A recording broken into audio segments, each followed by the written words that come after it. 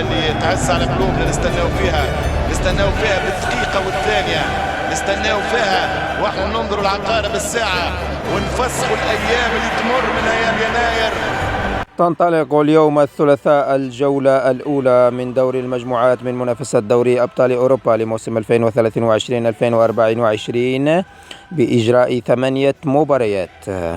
برنامج مباريات نهار اليوم يكون كالتالي: في تمام الساعة 5:45 بتوقيت الجزائر، 7:45 بتوقيت السعودية، نادي يونغ بويز يواجه نادي لايبزيغ الألماني، نادي اي سي ميلان الإيطالي يواجه نادي نيوكاسل يونايتد الإنجليزي.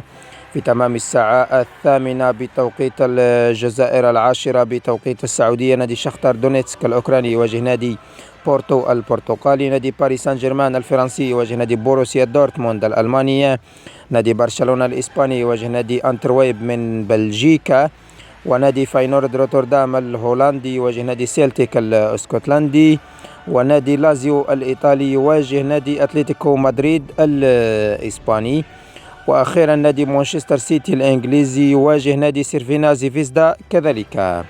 إذن هو موعد لعودة الإثارة والمتعة في الملاعب الأوروبية وعودة الحياة إن صح التعبير، مع عودة المنافسة الأفضل في العالم وهي منافسة دوري أبطال أوروبا. إذن فرجة ممتعة للجميع هذه الليلة.